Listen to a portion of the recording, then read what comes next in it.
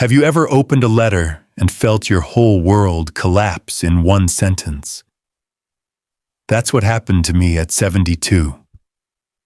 One ordinary morning, I pulled an envelope from the mailbox. Inside was a notice thanking me for using a $500,000 line of credit. My name, my signature, my debt. Except I had never borrowed a dime in my life. The truth, my own daughter forged my name, took out the loan, and used it to buy her husband a luxurious mansion. And when I confronted them, they told me I should just let it go. But I didn't let it go. I fought back. Before I tell you how I turned betrayal into dignity, let me ask you, have you ever been betrayed by the very people who should have protected you? That was my morning. My name is Harold Whitmore. I am 73 years old, a widower for 6 years, and a retired civil engineer who spent 4 decades on bridge sites from Savannah to Charleston. I built things meant to last longer than people. But that morning, standing in my robe at the kitchen counter, I realized my own family had built something else, entirely a trap, with my name written all over it. The letter came from Coastal First Bank, the same bank where I've had my savings for over 20 years. I knew their envelopes, thick cream-colored, always with that navy blue seal. Usually it was monthly statements or reminders about certificates of deposit. Nothing urgent, but this one had the word confidential stamped across the top. I slid it open, slid the paper out, and read the first line 3 times before my eyes accepted the words. Dear Mr. Whitmore, thank you for activating your line of credit in the amount of $750,000. A line of credit in my name. At 73, my hand shook, not from arthritis, but from raw anger. I've never borrowed a dime in my life. My philosophy was simple: if you can't buy it with cash, you don't need it. Doris, my late wife, used to tease me for keeping envelopes of cash for household projects, but she also knew I slept soundly at night, because I owed nothing to anyone. And yet here it was, $750,000. Enough to buy a mansion in Mount Pleasant. Enough to bury me under debt I could never crawl out of. I set my coffee down untouched and dialed the bank. After the usual parade of recorded voices, "And your call is very important to us," a young woman finally answered. I explained that there had been a mistake, that I had never applied for or signed any loan. She was polite, almost too polite, as if reading from a script. "Mr. Whitmore," she said, "our records indicate that you personally visited our downtown office 2 weeks ago. You signed all documents in the presence of your daughter." I nearly dropped the phone. 2 weeks ago, I was fishing with my old friend Harold Green at Shem Creek. I had the pictures to prove it. I insisted they check again. "Sir," she repeated, "we have your signature. We have a copy of your driver's license. Everything is in order." Everything was not in order. Someone had forged me, walked into that bank, and walked out with $750,000 dangling over my name. I hung up the phone, my pulse thudding in my ears. Who could have done it? My sons lived in other states far from Charleston. They called once a month out of obligation, not affection. But my daughter Miranda was another story. Miranda was a real estate agent with champagne taste and a beer budget. Her husband Victor liked to call himself a financial advisor, but everyone knew he was just another man who made more noise than money. They complained constantly about rent, about driving old cars, about how unfair it was that other families had houses in gated neighborhoods while they scraped by. And now here was a loan, $750,000. and a bank clerk claiming my daughter stood beside me when the papers were signed. I sat back in my chair, the room spinning a little. Could Miranda? No. Then again, hadn't she always had an explanation for everything? When she borrowed my credit card at 16, when she pawned Doris's jewelry during college, calling it temporary. Each time she looked me in the eye and said, "Daddy, I'll fix it." Only this time, it wasn't a necklace or a few $100s. It was my entire future. Just then, my phone buzzed on the counter. Miranda's name lit up the screen. "Daddy," her voice chirped, too bright, too rehearsed. "Victor and I thought we'd come over for dinner tomorrow night. Nothing special, just wanted to check on you." I stared at the wall. Miranda never came mid-month. She and Victor had a standing ritual last Sunday of every month like clockwork, and only then. This sudden visit right after the letter was no coincidence. "Of course, darling," I managed to say, steadying my voice. "I'd be glad to see you." When I hung up, I sat in silence, the only sound, the old grandfather clock ticking in the hallway. My instincts, the same ones that kept bridges standing through hurricanes, told me the truth. This wasn't a mistake. This was a plan. And my own daughter was at the center of it. Have you ever had someone you love betray your trust when you least expected it? Tell me in the comments where you're listening from, your state, your city, or even your country. And don't forget to subscribe to Brian's Story so you won't miss the rest of this journey. The next evening, I laid the table with a simple meal: roast chicken, mashed potatoes, green beans. Nothing extravagant, but hearty enough. Doris used to say the way to see a person's soul is to sit across from them at supper. Tonight I was going to see a great deal. At exactly 6 o'clock, the low hum of Victor's black Lexus announced their arrival. I peered out the window as they strolled up the walkway, Miranda in a silk blouse that probably cost more than my monthly grocery bill, Victor in a tailored jacket, grinning like a politician. Both carried offerings: a bakery cake in a white box, a bottle of wine with a gold foil neck. Daddy, Miranda sang, sweeping inside as if she owned the place. She kissed my cheek, her perfume too strong, too floral. Victor followed, giving me a firm handshake. "You look good for 73, Mr. Whitmore," he said with a chuckle. Spry as ever. I noticed the change immediately. Victor always called me Sir Stiff and formal. Tonight he used my first name, my age, as if reminding me of how far the years had worn me down. "Let's eat," I said, motioning to the dining table. My cane clicked on the hardwood floor as I walked, and I made sure they heard it.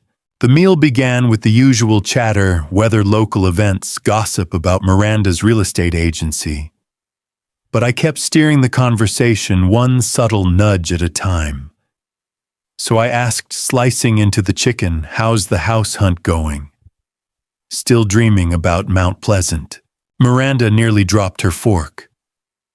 Her smile faltered for half a second before she recovered. "Oh, you know, Daddy, the market's tough right now. Prices are outrageous." Victor cleared his throat. "Yes, but we're optimistic. Just waiting for the right opportunity." "Opportunities don't come cheap," I said evenly. "Especially not the kind that need, say, $750,000. The words hung in the air like smoke. Victor tapped his glass a little too quickly. Miranda shifted in her chair, eyes darting to mine. "What do you mean?" she asked. I said spearing a green bean. I was at the bank this morning. Oddest thing, they think I took out a loan. $750,000. Can you imagine, me of all people who's never borrowed a dime? The clink of Miranda's glass, setting down too hard, echoed in the room. A thin line of red wine spread across my tablecloth. "Daddy, that sounds terrible," she murmured. Did you go to the police? I will tomorrow." I lied smoothly. "The bank says they have security footage. Experts will check the signature. Fraudsters aren't going anywhere." Victor's smile tightened. He leaned back, fingers drumming on the table. "Mistakes happen, Harold. Sometimes banks mix up files. No need to get worked up at your age." My age. Again. I swallowed a surge of anger. "There's no need for you to bother with all that paperwork," Miranda interjected quickly. "Why don't you let me handle it? You know how confusing those documents can be." I patted her hand gently, though my jaw clenched. "No need, darling. I'm perfectly capable of defending myself. Besides, a good friend of mine is still on the police force. He promised to watch the case personally." That was another lie, but their reaction was everything I hoped for. Miranda went pale. Victor's jaw tightened. For the rest of the meal, their chatter turned brittle, forced. They laughed too loudly, complimented the food too often, as though rehearsing lines. When they finally left cake box, empty wine bottle half drained, I sat in the silence of my dining room. The old clock ticked steadily. There was no doubt left. My daughter and her husband had forged my name, stolen my future, and thought me too blind or too senile to notice. But they had made one mistake. They forgot that a man who spent 40 years building bridges knows how to uncover every crack. Sleep did not come easily that night. I lay in bed, staring at the ceiling, listening to the old house creak and settle. Every tick of the clock reminded me of that letter, of Miranda's nervous laugh, of Victor's smug face. At 2 a.m, I finally gave up, brewed another pot of coffee, and sat at the kitchen table with my yellow legal pad. For 40 years, I had solved problems with numbers, blueprints, and careful planning. This problem, though uglier, deserved the same methodical treatment. First, establish the facts. Second, gather the proof. Third act. By mid-morning, I picked up the phone and called a man I hadn't spoken to in months. Frank Donovan. Frank was once a detective with the Charleston police, the kind of cop who could sniff out lies faster than most people could tie their shoes. When he retired, he opened a small office doing private investigations, insurance fraud, infidelity, missing persons. "Harold Whitmore," he said, when he picked up his voice, still gravelly, still sharp. "Haven't heard from you in a while. What's on your mind?" "I need your help, Frank. It's family." That last word hung in the air. He didn't rush me, didn't ask questions right away. He just waited. I told him everything: the bank letter, Miranda's sudden dinner visit, Victor's false smile. "Jesus, Harold," he muttered when I finished. "Your own daughter. That's a dirty game. But you've always been a man of detail. If you say you didn't sign those papers, I believe you. I'll dig." I met him the next day at a diner on the outskirts of Charleston, the kind with cracked leather booths and coffee that tastes like it's been on the burner since dawn. Frank looked the same as ever: stocky build, silver hair, mustache, thick as a broom, eyes that could pin a liar to the wall. He carried a folder tucked under his arm. "You were right," he said, sliding into the booth. "Your daughter and that smooth-talking husband pulled something big." He opened the folder. Inside were photographs, copies of documents, even a printout from the county registrar. They used your identity to take out a line of credit. The funds were wired straight into an escrow account. And guess what? He flipped to a glossy photo, a grand two-story house in Mount Pleasant. White columns, perfectly trimmed hedges, a fountain out front that looked like it belonged in a country club. Cost them $700,000. Closed just last week. I stared at the picture. My stomach turned. That house was everything Miranda had always whined about wanting. And now here it was, standing proudly built on my name, my reputation, my decades of careful living. And the kicker, Frank tapped another sheet. The deed isn't even in her name. It's in Victor's alone. If she ever wises up and leaves him, she gets nothing. He's covered his tracks, Harold. She's blinded by him.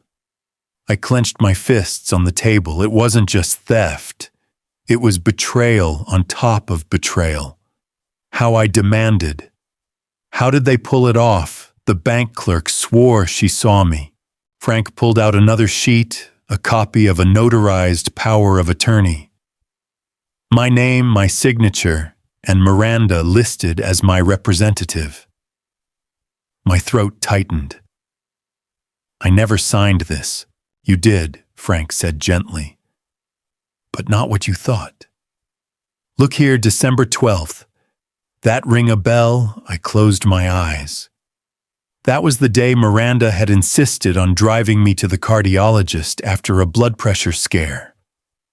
On the way, she stopped at a notary office, said she needed a quick witness signature for a client. I'd been woozy tired, not reading every word. I scrawled my name where she pointed. She tricked me, I whispered. Frank nodded. Classic scam. Elderly parent, trusted daughter, a rushed moment. And she had a witness, your son, Alan. He signed too, probably thinking it was harmless. My own son. That cut deeper than I cared to admit. Frank leaned forward. You've got 2 kids in on this, Harold. But listen, this paper, though, valid on its face, was obtained under false pretenses. It's fraud. Any good lawyer can tear it apart. I rubbed my forehead. So what now, Tsku? Now you talk to an attorney. I know a sharp one, Charlotte Hensley. Specializes in financial fraud, particularly when it involves families. She doesn't scare easy. I took a long sip of bitter coffee. The picture of the Mount Pleasant mansion lay between us, mocking me with its perfect windows and manicured lawn. They thought I wouldn't notice, I said, voice low. They thought age made me blind. But I built bridges that still stand after hurricanes. I'll stand too. Stronger than they expect. Frank's eyes narrowed. Good. Because this isn't just about money. It's about dignity. You ready to fight for it? I looked him straight in the eye. I was born ready. The following morning, I found myself sitting in the leather chair of Charlotte Hensley's office, watching the light from the tall windows strike her shelves of law books. She was in her late 40s, sharp-eyed hair pulled back neatly, and her handshake was as firm as any foreman I'd ever worked with. Mr. Whitmore, she said, sliding a yellow legal pad across the desk. Frank gave me a heads up about your case. Identity theft by a family member is sadly more common than people think. But you're in luck. What your daughter pulled may not stand in court. I leaned forward, cane resting against the desk. She tricked me into signing a power of attorney. I thought it was a witness signature for her work. Instead, she used it to tie me to a $750,000 loan. Charlotte studied the document Frank had brought. The notarization is real, the signature is yours. But the intent wasn't. That makes it challengeable. Especially with your age medical record from that day and the deception involved. Any judge with sense will see through this. I exhaled slowly. So what's the move? First, she said crisply, We'll petition for a temporary injunction. That stops your daughter and her husband from excluding you. It gives you legal grounds to move into that house immediately while the case is pending. If they challenge, they'll have to do it in front of a judge. I blinked. Move in? You mean into their house? Into your house, Charlotte corrected. It was bought under your name with your credit. Until this matter is settled, you are the one on the hook. The court will favor you occupying it. I couldn't help but chuckle bitterly. So the very mansion they bought to show off. I'd be the one opening the front door. Charlotte allowed herself a small smile. Exactly. And it gives us leverage. Fraudsters thrive in the shadows. You drag them into the light, their story collapses. I rubbed my chin, imagining Miranda's face when she saw me standing in the doorway. And if we push this all the way, best case scenario. She said, ticking points on her pen, the loan is voided. The bank reclaims the property and your responsibility is erased. But that's a long fight. The smarter route is negotiation. Force them to admit the house is yours. Transfer it to your name and take on the repayments themselves. That way, you keep control. They carry the burden they created. It made sense. I'd spent a lifetime calculating load-bearing weights, stress points, and margins of error. This was no different. Strategy pressure results. By noon, the paperwork was filed. Charlotte moved with startling efficiency. Judge Alvarez will sign the injunction by Friday, she told me as I left her office. Which means, Mr. Whitmore, that by the weekend you'll be moving into Mount Pleasant. I gripped my cane tighter. And what happens when Miranda and Victor throw a party to brag about their shiny new life? Charlotte's eyes gleamed. That's when you show up. Not as a guest. As the rightful owner. That evening I sat alone in my old house, the clock ticking steadily in the corner. I poured myself a glass of bourbon, Doris's favorite bottle, one I'd saved for special occasions. Strange how betrayal could count as one. On the dining table lay Frank's folder photos of the mansion, copies of deeds, the fraudulent power of attorney. But beside them now sat Charlotte's injunction papers stamped with the court seal. Proof that the law was for once on my side. For hours, I paced the living room cane, tapping the hardwood floor. I thought about Miranda's smile at dinner, about Victor's oily charm, about Alan's timid agreement to anything his sister asked. And then I thought of Robert, my eldest, the one who had never asked me for a dime, who taught history at a public high school and lived modestly with his family. I couldn't control what my children had become, but I could control how I responded. When I finally sat down at my desk, I opened my old engineer's notebook. I hadn't drawn a blueprint in years, but tonight I sketched something different, a plan for confrontation. The axes weren't steel beams and suspension cables. They were truth, law, and dignity. By the time the ink dried, I knew exactly what I'd do. I wouldn't shout. I wouldn't beg. I would walk into that mansion, cane in hand, and let them know that their little empire of lies had collapsed before the foundation was even set. Friday morning came faster than I expected. The court papers had cleared.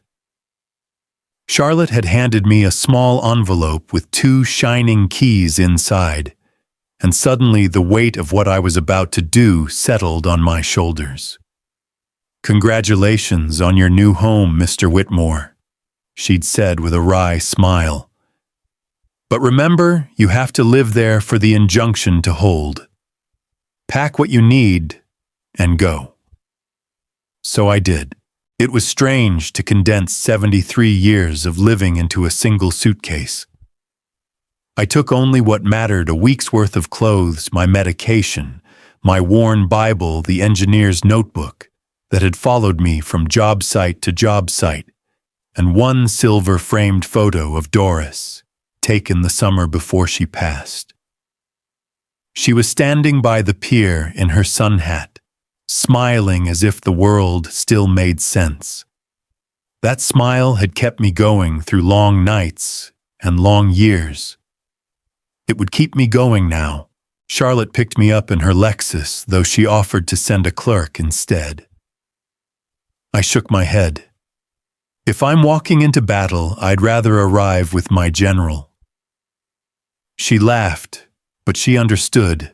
The drive across the bridge into Mount Pleasant felt surreal.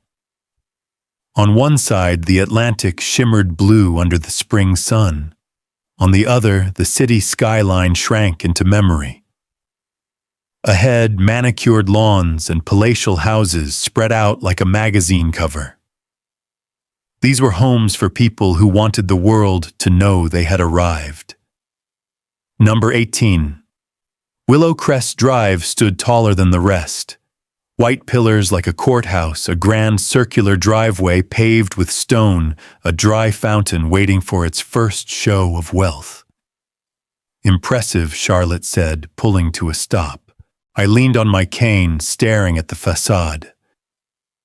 Looks sturdy, I muttered, engineer's instincts kicking in. But I've seen plenty of bridges collapse because their foundations were rotten. This one's no different. The key turned smoothly in the lock. I pushed open the heavy mahogany door and stepped inside. The air smelled faintly of new paint and polished marble. The foyer rose 2 stories high with a crystal chandelier dangling above. Every surface gleamed: leather sofas in the living room, stainless steel appliances in the kitchen, art prints in golden frames. It should have awed me. Instead, it felt cold, like walking into a showroom instead of a home. Make yourself at home, Charlotte said, handing me the papers. At least until the court says otherwise. I set my suitcase down by the staircase, then carried the photo of Doris into the master bedroom. The bed was absurdly large, the closet bigger than my first apartment. I placed her picture on the nightstand and whispered, "Well, darling, it looks like we've been promoted." By afternoon, Charlotte had left for her next meeting, and I was alone. The silence of the mansion pressed in on me. I wandered room to room, the home theater, the wine cellar, even a study lined with books no one had ever opened. I found receipts in the trash for designer curtains, imported rugs, a new SUV with leather seats. All paid for with that loan. All signed in my name. At 4 o'clock, I sat in the living room with a book I'd plucked from the shelf. The sun shifted across the marble floor. For a moment, I almost felt peace. Then came the sound of tires crunching on the driveway. Through the window, I saw Victor's black Lexus glide in trunk loaded with grocery bags. Miranda climbed out on the passenger side, her heels clicking on the cobblestones. They were laughing about champagne, about whether Perry would remember to bring ice. Then Miranda looked up and saw me standing inside. The smile died on her lips. The grocery bag slipped from her hand, oranges rolling across the driveway. "Daddy," she whispered, pale as a ghost. Victor's jaw tightened. "What the hell are you doing here?" I stepped forward, leaning on my cane. My best suit, the one I usually saved for funerals, fit snug across my shoulders. "Why, I'm welcoming you to my new home," I said calmly. "Or is it yours? I get confused sometimes." I held up the court papers. The seal of the judge caught the evening light. The look on their faces, shock, anger, fear, was better than any toast of champagne. And I hadn't even begun. By 7 o'clock, the mansion throbbed with noise. Music floated from hidden speakers, waiters in black vests carried trays of hors d'oeuvres, and guests streamed through the double doors. Real estate colleagues of Miranda's Victor's wealthy clients' neighbors, eager to see the new power couple of Mount Pleasant. I sat in the corner of the living room, cane resting across my knees, watching. People smiled at me politely, mistaking me for a doting grandfather invited to share in the celebration. Miranda introduced me as just here to help Daddy adjust to the new house. Victor laughed too loudly, raising his glass. He insisted on being part of the evening family support, you know. Their lies slid off their tongues as easy as honey. But I saw the stiffness in Miranda's smile, the sweat at Victor's temple. They knew the truth hovered above them like a storm cloud. At one point, my eldest son Robert approached. He was the only one of my children who had never begged me for money. He hugged me, surprised. "Dad didn't know you'd be here." "New suit, old," I corrected. "I save it for occasions that matter." His brow furrowed, but he let it pass. As the evening wore on, more guests filled the marble hall. Victor boasted about cedar paneling imported from Lebanon, about the $20,000 chandelier above the dining table. Miranda glided from group to group, her laugh brittle, her eyes flicking toward me again and again. Finally, she tapped a glass for attention. "Friends, family, thank you for coming tonight. This house represents our dream, and we couldn't have done it without—" Her voice cracked. She hesitated, searching for words. "Without each other's support." The room applauded. Cameras from the local paper flashed. That was my moment. I rose slowly, cane in hand, and moved to the center of the living room. My heart pounded, but my voice came out steady. "If I may," I said, "I'd like to add a few words." Dozens of faces turned. Miranda's smile froze on her lips. Victor's arm tightened around her waist. "For those who don't know me, I began. My name is Harold Whitmore. I am Miranda's father, and I have something you all deserve to hear." The room quieted. Even the waiters stopped moving. This house, I continued, letting the silence stretch, was not bought with Victor's brilliance or Miranda's hard work. It was bought with a fraudulent loan taken in my name without my knowledge or consent. $750,000 forged on paper I never intended to sign. Gasps rippled through the crowd. Someone whispered, "Is he serious?" A reporter flipped open his notebook. "Daddy, please." Miranda's voice trembled. I raised my hand. "Don't. For once, let me finish. My signature was stolen. My trust was stolen. And tonight, while you sip champagne under this chandelier, remember whose name holds the weight of this house mine." Victor's face turned crimson. "That's outrageous. He doesn't know what he's saying. He's confused." "Confused," I snapped. "I can still recite the specs of every bridge I built from memory. I know exactly what I'm saying. Fraud, identity theft, betrayal." The reporter's pen scratched furiously across his pad. Guests exchanged uneasy glances. Robert's jaw clenched as he turned to his sister. "Miranda. Is it true?" Miranda's eyes filled with tears, mascara smearing. She opened her mouth, but no words came. Victor tried again, voice louder, angrier. "He's jealous of our success. That's all this is. Success." I barked a bitter laugh. "Built on lies, on stealing from your own family. If that's success, I'll take poverty." The room erupted in murmurs. Some guests quietly excused themselves. Others stayed hungry for the scandal. I held up the court order Charlotte had secured. For those doubting my words, here is the judge's injunction. Until this matter is resolved, I am the lawful resident of this house. That is why I stand here tonight not as a guest, but as the rightful owner. Silence followed, heavy and undeniable. Miranda finally broke, sobbing. Victor stood, rigid fists, clenched eyes darting like a cornered animal. I straightened my back cane, planted firmly. The truth may embarrass you, Miranda. It may ruin you, Victor. But dignity, my dignity, was worth more than your mansion ever will be. I lifted my glass of untouched champagne. So here's my toast to honesty, even when it hurts.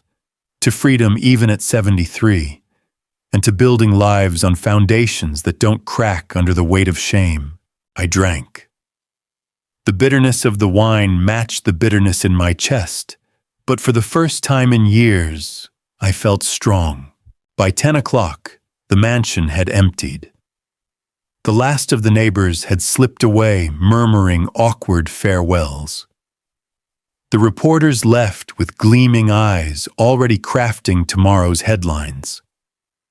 The air that lingered in the great marble hall wasn't festive anymore. It was heavy like smoke after a fire. Only family remained.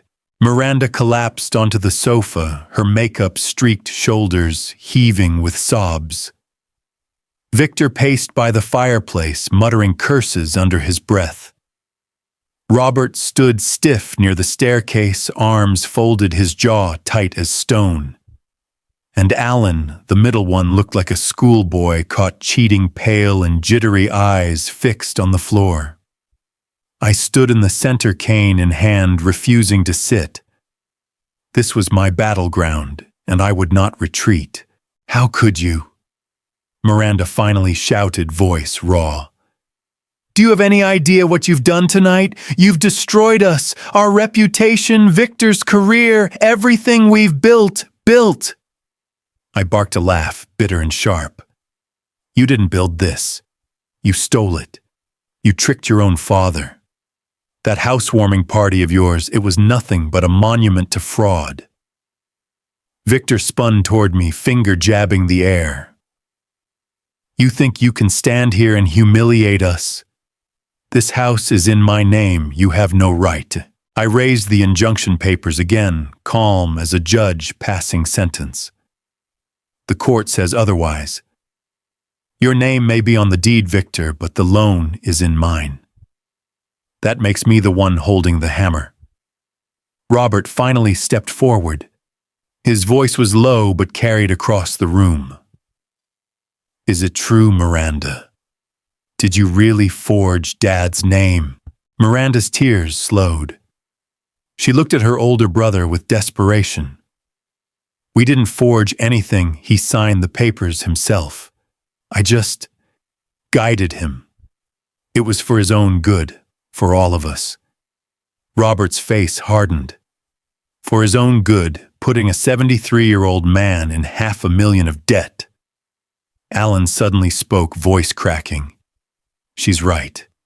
He did sign it. I was there. The words hit like a blow. I turned to him, my grip tightening on the cane. You were there. Alan's face burned. I thought it was nothing serious.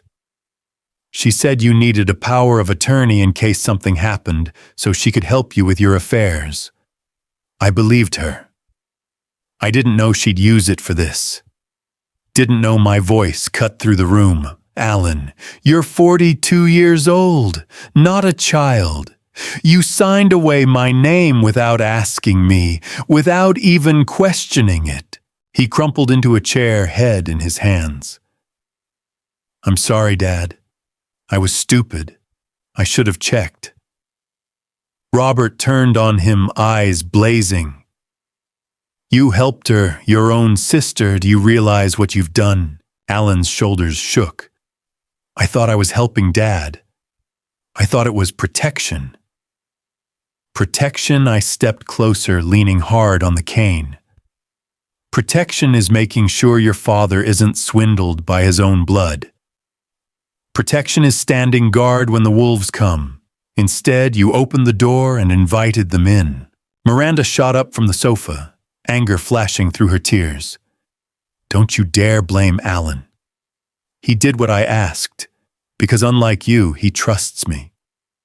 All my life, Daddy, you've doubted me. Never thought I was enough. Never thought I could handle success. Well, Victor and I are proving you wrong. Robert shook his head in disbelief. By stealing, by dragging Dad's name through the mud, that's not proving anyone wrong, Miranda. That's proving him right. Victor slammed a fist against the mantel. This conversation is over. We'll fight this in court if we have to. I straightened, looking each of them in the eye. You want court, fine. Fraud, forgery, elder abuse, those words will follow you longer than any headline. But you have one chance to make it right. Transfer the house to my name. Take on the loan yourselves. Admit the truth. Do that, and maybe you crawl out with a shred of dignity left.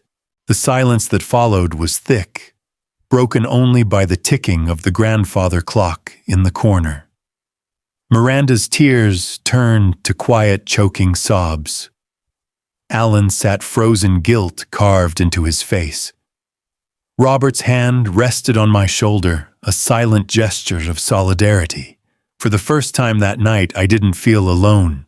The clock struck 11, its chimes echoing through the cavernous living room. The party was long gone, but the real confrontation had only just begun. Miranda wiped her smeared mascara with the back of her hand, her sobs softening into sharp little gasps. "Daddy," she whispered, her voice breaking. "Please, don't do this to me. To us. We only wanted a fresh start. A home where we could finally belong.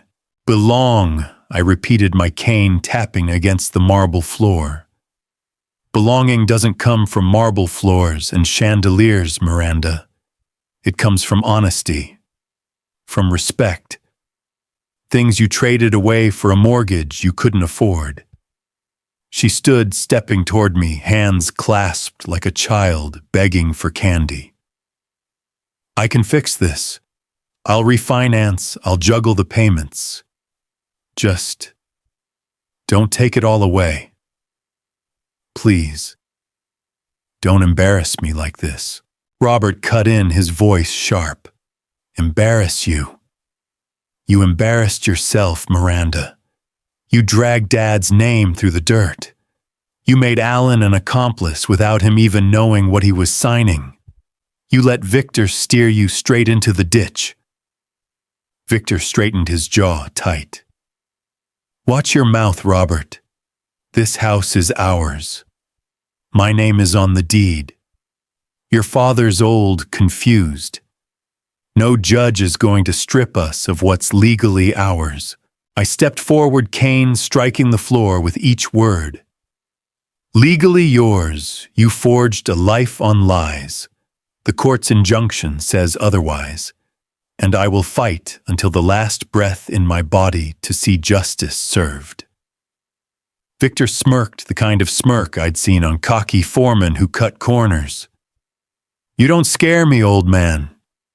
You think some yellowed papers and a sympathetic judge will keep this house from us? You'll be in a nursing home before the ink dries." Robert surged forward, fists clenched, but I raised a hand to stop him. My voice came low and steady, the way I used to speak on construction sites when storms threatened to rip the scaffolding down. "Victor, you forget something. Bridges don't fall because of the storm, they fall because of the rot inside. You are that rot. And sooner or later, rot collapses under its own weight." Alan finally lifted his head, his face ghost pale. "He's right." His voice cracked. "Miranda, we did wrong. I did wrong. Dad trusted us and we broke that. I can't keep covering for you. Miranda spun toward him, her face twisted with desperation. Alan, don't you dare turn on me. You were there. You signed. You're as guilty as I am. Alan's shoulders sagged. Then I'll own that. But I won't keep lying. Not to him. Not anymore. Her breath hitched. So you're all against me. Even you. Robert stepped between us. No, Miranda. We're not against you. We're against the lies. You want forgiveness? Start with the truth. The room went silent again, every word hanging heavy in the air. Finally, I raised my voice, letting it carry the weight of my final decision. Listen well, I said, my cane planted firmly on the floor. You have 7 days. 7 days to transfer this house into my name and take responsibility for the loan you saddled me with. If you refuse, I will not only let the court strip you bare, I will make sure every headline, every neighbor, every client knows the truth, that you built your dream on betrayal. Miranda sobbed harder, collapsing into the sofa. Victor's face turned a dangerous shade of red, but he said nothing. Alan buried his face in his hands. And Robert, my steady Robert, stood tall beside me, his hand gripping my shoulder. I looked at them all one by one and spoke the last words of the night. I may be 73. I may walk with a cane. But don't mistake my age for weakness. This is my line in the sand. Cross it, and you'll lose more than a house, you'll lose me. The only sound that followed was the steady ticking of the clock, each beat hammering the ultimatum into stone. 7 days passed slower than winter rain. Each morning, I half expected a knock on the door from Victor's lawyer, some last-ditch attempt to cling to the mansion. But the knock never came. Instead, on the 7th day, Charlotte called with her calm, measured voice. "It's done, Mr. Whitmore," she said. "The house is now in your name. The bank has agreed your daughter and son-in-law will be solely responsible for the loan. You are cleared." I sat at the kitchen island marble, so polished I could see my reflection, and let the words sink in. My house. Not stolen, not borrowed, not hanging on a lie. Mine. The following week, a different kind of knock echoed through the foyer. A courier handed me an envelope, a copy of the deed now bearing Harold Whitmore as owner. I traced my finger over the embossed seal, feeling the weight lift from my chest. Miranda and Victor didn't show their faces again. Word spread quickly through Mount Pleasant newspapers, ran the headline, "Local couple exposed for defrauding elderly father in luxury home scheme." Victor's clients evaporated overnight. Miranda's real estate agency suspended her license pending investigation. The same neighbors who toasted them with champagne now crossed the street to avoid them. But I wasn't interested in revenge. I was interested in living. I moved my things in slowly, one box at a time. Not furniture, not trinkets, just the pieces of my life that mattered. Doris's quilt folded carefully across the master bed. My old engineer's notebook now resting on the desk in the study. The silver-framed photo of her smiling by the pier took its rightful place on the mantel above the fireplace. The house began to change. No longer cold marble and hollow showpieces.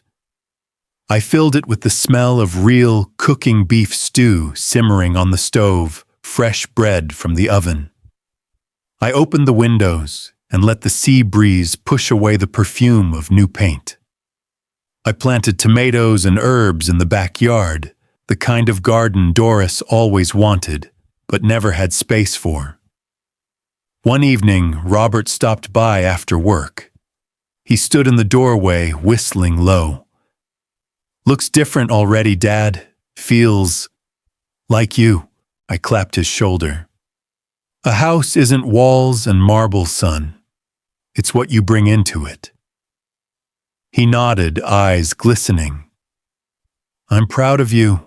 Alan came too quieter than his brother, guilt still heavy on his shoulders. He sat at the kitchen table, twisting his cap in his hands. I don't deserve to be here, he muttered. I poured him coffee, setting the mug down firmly. Then earn your place back. Not with excuses, with truth, with loyalty. He looked up, tears brimming. I will, Dad. I promise. And then there was Sophie, my granddaughter. 16, bright as springtime. She bounded into the mansion one Saturday, eyes wide. Grandpa, this place is amazing. She spun in the foyer, laughing. And it's yours, I'm so glad. Her joy filled the halls more than any chandelier ever could. That evening, the three of us sat around the big dining table, Robert, Alan, and Sophie, sharing lasagna I'd baked from scratch. For the first time in years, I felt surrounded not by betrayal, but by the possibility of healing. Later, when they left, I stepped out onto the back porch with a glass of bourbon. The sunset painted the sky gold and crimson. The breeze carried the faint smell of salt and jasmine. For the first time in months, maybe years, I breathed without a weight pressing on my chest. Doris, I thought you'd laugh to see me now. An old man in a palace I never asked for, but one I've reclaimed all the same. I raised my glass to the horizon. To dignity, I whispered. To freedom. And for the first time since that cursed envelope arrived, the mansion finally felt like home. By the end of summer, the mansion on Oak Haven Drive no longer echoed with emptiness. Laughter, footsteps, and even the occasional bark of a neighbor's dog began to fill the spaces that once felt like a hollow monument to greed. It started small. Eleanor Pritchett, the widow across the street, came over one afternoon with a basket of lemon bars. She had sharp blue eyes and a wit that could cut through marble. Mr. Whitmore, she said, placing the basket on my counter, this neighborhood needs more men who can hold a decent conversation. Come to book club on Wednesday. We're reading All the Light We Cannot See. You'll like it. It's about resilience. I chuckled. I was an engineer, Eleanor, not a literary man. All the better, she smiled. Engineers see structure where the rest of us only see chaos. We could use that. That Wednesday, I found myself sitting in her living room, surrounded by 6 women and 2 men, all retirees. They debated symbolism, history, love, and loss with a passion that surprised me. When they turned to me, I said, "The book is like a bridge. Each character a beam. Each secret a rivet. Remove one and the structure collapses." There was a moment of silence, and then Eleanor clapped lightly. "See, didn't I tell you?" The group laughed, and for the first time in years, I felt welcomed not as someone's aging father, but as a man with something to offer. Soon after, Howard Kingsley, a retired architecture professor, invited me to the local chess club. I hadn't played in decades, but the rhythm returned. I lost more games than I won, yet each match sharpened my mind, kept me alive in a way solitude never could. Sophie became my constant visitor. She would sprawl on the living room floor with textbooks scattered around her, asking Grandpa, "Can you help me with my history project? You've lived through half the stuff I'm studying." We'd laugh, cook dinner together, and sit on the porch talking about her dreams. She wanted to travel the world, to study archaeology, to dig up the truth others try to bury, as she put it. I saw in her the spark that Doris once carried, the courage to shape her own destiny. One evening, as twilight softened the sky, Sophie turned to me and said, "You know, Grandpa, I think you're the bravest person I know. Most people your age would have given up after what Mom did. But you didn't. Her words pierced deeper than any betrayal. I reached for her hand, my voice thick. Bravery. Sophie isn't about never falling. It's about standing up when everyone expects you to stay down. And then there was Eleanor. She and I began to share more than lemon bars and book club debates. She had a way of looking at me that didn't see age or scandal or betrayal, just a man with stories worth telling. Sometimes we'd sit on her porch after meetings, sipping tea, letting the cicadas sing the night in. She'd tease, if you keep winning at chess, Harold, I might just have to marry you. I'd laugh, shaking my head. Careful, Eleanor. I've still got a heart that works, and you're tempting fate. But the truth was, her presence reminded me that late love, quiet, unhurried tender, was possible. Not as a replacement for Doris, but as a new chapter written in softer ink. By autumn, I realized something profound. The betrayal that once crushed me had carved out space for something better. For freedom, for dignity, for connection. One Sunday evening, I stood on the back porch with Robert Allen and Sophie as the sun dipped low. The house behind us glowed with warmth, not luxury. My son Robert lifted his glass. To Dad, who showed us that being old doesn't mean being weak. It means knowing when to fight back. Allen added quietly, and when to forgive. Sophie squeezed my arm, and when to start again. I raised my glass, the bourbon catching the last golden light. To all of it. To truth, to freedom, to family chosen or otherwise. And to the dignity we must never surrender, no matter how old we get. We clinked glasses. In that moment, I wasn't a victim or a burden or a man counting the years left. I was Harold Whitmore, a father, a grandfather, a neighbor, a man reborn. And as I looked across the lawn where Eleanor waved from her porch, I knew one thing with absolute certainty: life hadn't ended at 72. It had just begun. And now I'll ask you, my friends, have you ever had to choose between protecting yourself and holding on to family?